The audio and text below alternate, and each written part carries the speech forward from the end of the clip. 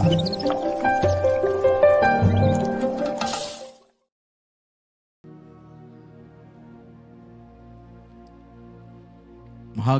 యేసయ్య అతి శ్రేష్టమైన నామములో ప్రియా దేవుని బిడ్డలు, ఆత్మీయులు, అనుదినము దేవుని యొక్క వాక్యాన్ని వింటున్న మీ అందరికీ ప్రభువు నామములో వందనాలు తెలియజేస్తున్నాను. పరిశుద్ధ గ్రంథం నుండి కీర్తన గ్రంథము 18వ అధ్యాయం 49వ వచనాన్ని చదువుకుని ధ్యానం చేద్దాం. అందువలన యెహోవా అన్యజనులలో నేను నిన్ను ఘనపరిచెదను, నీ నామ కీర్తన గానము చేసేదను అని భక్తుడైనటువంటి దావీదు ఈ కీర్తన రాస్తూ ఉన్నాడు. జనులలో ఘనత అంటే దేవుడు ఈ భక్తుడి యొక్క జీవితంలో చెప్తున్న మాట ఏంటి? అన్ని జనులలో నేను నిన్ను ఘనపరిచెదను, నీ నామ కీర్తన గానము చేసేదను అన్నాడు. దేవుని గురించి చెప్తున్న మాట ఎందుకనంటే ఈ భక్తుడి జీవితంలో దేవుడు చేసినటువంటి కార్యాలు లాంటివి. తన జీవితం ఈ కీర్తన మొదలు పెడుతూ అంటాడు, యెహోవా నా బలమా, నేను నిన్ను ప్రేమించుచున్నాను అంటాడు. అంటే ఈ భక్తుడు బలహీనుడే, బలవంతుడేం కాదు, కానీ దేవుడే తన జీవితంలో బలముగా మారాడు. ఈ భక్తుడు తన జీవితంలో ఎవరిని ప్రేమించలేదు, కానీ దేవుణ్ణి మాత్రమే ప్రేమించాడు. దేవుడే నా బలం అనుకున్నాడు, దేవుడే నా కండ అనుకున్నాడు, దేవుడే నా కోట అనుకున్నాడు, దేవుడే నా కాపరి అనుకున్నాడు.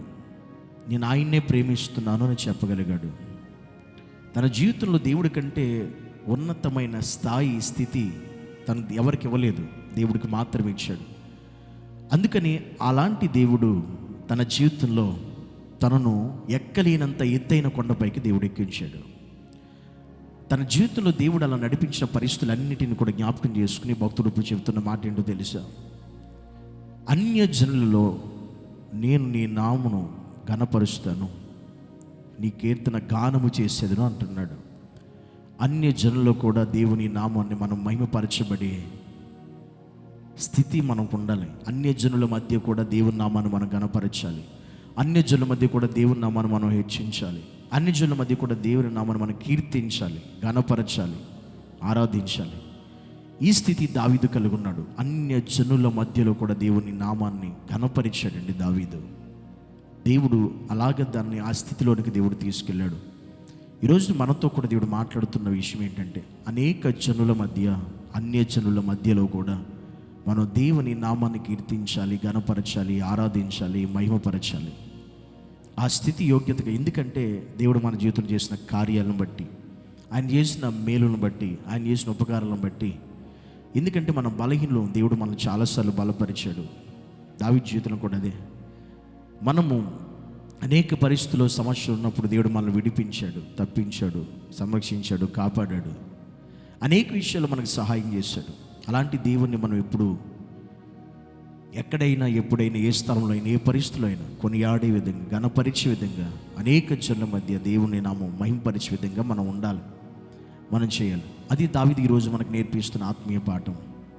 కనుక నీవైనా, నేను ఎక్కడైనా, ఎప్పుడైనా, ఏ స్థలంలో అయినా దేవుని నామం మహిమపరచబడే విధంగా మనం ఉండాలి, ఘనపరచబడే విధంగా మనం ఉండాలి. ఆ విధమైనటువంటి మహిమ, ఘనత నీ ద్వారా, నా ద్వారా దేవుడికి కలగాలి. అప్పుడు దేవుడి నామం మహిమపరచబడుతుంది. దేవుడు మన జీవితంలో తన కార్యాలు ఉన్నతంగా దేవుడు చేస్తాడు. కనుక దేవుని ఎదుట మనం కూడా, ప్రభు నేను ఎక్కడున్న, ఏ స్థితిలో, ఏ పరిస్థితిలో ఉన్న దావీదు వలె నీ నామాన్ని ఘనపరుస్తాను, నీ నామాన్ని హెచ్చిస్తాను, అన్య జనుల మధ్య కూడా నీ నామాన్ని నేను కీర్తించగలుగుతాను, గానము చేయగలుగుతాను ప్రభు అని దేవుని సందులో ఇట్టి భావం, ఇట్టి యొక్క కృతజ్ఞత ఎప్పుడు మనం కలిగి ఉండాలని భక్తుడు మనతో మాట్లాడుతూ వస్తున్నాడు. ఈరోజు ఈ మాటను బట్టి మనము కూడా అనేక స్థలాల్లో అన్యజనుల మధ్య దేవుని ఘనపరిచే కృప, యోగ్యత మనందరికీ దేవుడు అనుగ్రహించును గాక. ఆమేన్.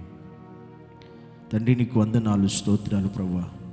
నీ సన్నిధానంలో భక్తుడైన దావీదు చెప్పిన రీతిగా మేము కూడా అన్యజనుల మధ్య నీ నామమును గానము చేసేవారుగా, నీ నామాన్ని హెచ్చించేవారుగా, నీ నామాన్ని ప్రకటించేవారుగా, నీ నామను గురించి సాక్ష్యం చెప్పేవారుగా మమ్మల్ని సిద్ధపరిచి నడిపించమని యేసు నామమును బట్టి ప్రార్థించుతూ అడిగి వేడుకుంటున్నాము తండ్రి. ఆమేన్.